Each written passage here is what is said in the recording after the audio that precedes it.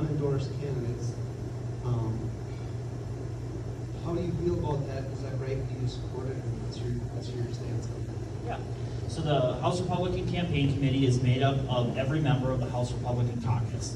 Following the last election, we had a meeting of our caucus, and the discussion was had about how are we going to handle upcoming elections. And amidst that moment, our caucus decided to support one another in that moment for our elections. I support that notion, and I do support my friends who are in the trenches fighting with us day in and day out.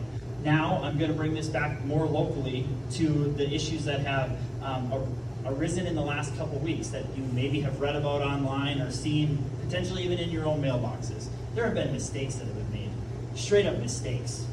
Like there have been mail pieces that have gone out with the wrong disclaimer on it, and it's wrong, and it shouldn't happen.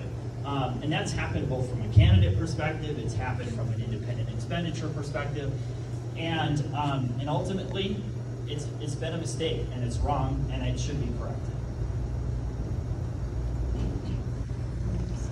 So you think the party should then correct that, right? Since people have been saying they're not they're putting out a false endorsement, shouldn't the parties force that person to then mail and say they're not endorsed? And shouldn't the HRCC, since they sent out 2 mailers and the parties also sent out a mailer that they paid for this and the person's not endorsed, shouldn't the party then correct that mistake so everybody knows that these people aren't endorsed and we're wasting money here in a red district when we should be spending that money in districts like around the cities where it's 50-50 and actually try to flip the house and actually just try to protect our friends and lose the house? Don't you think we should try to actually win, then protect people that whoever wins in this district, we should have a fair fight, and whoever wins this district isn't going red. We should be spending our money down in the cities where we can actually win, but we're more concerned about protecting our friends than winning. That's why we lose in Minnesota, because we spend money on people that we shouldn't be spending money on.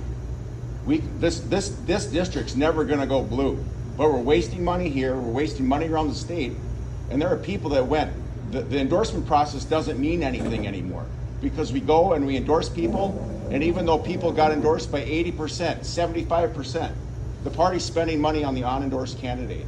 That means our voice doesn't matter. How can we say we're the party of election integrity when we don't even uphold those values? We have to start within our own party and say, yes, the endorsement means something. How can we say, let's not cheat at the ballot when we're cheating our own people that we're supposed to be representing? That's wrong. We need to uphold those values. After the primary, endorse that person. But if you have to cheat to win, you're a loser.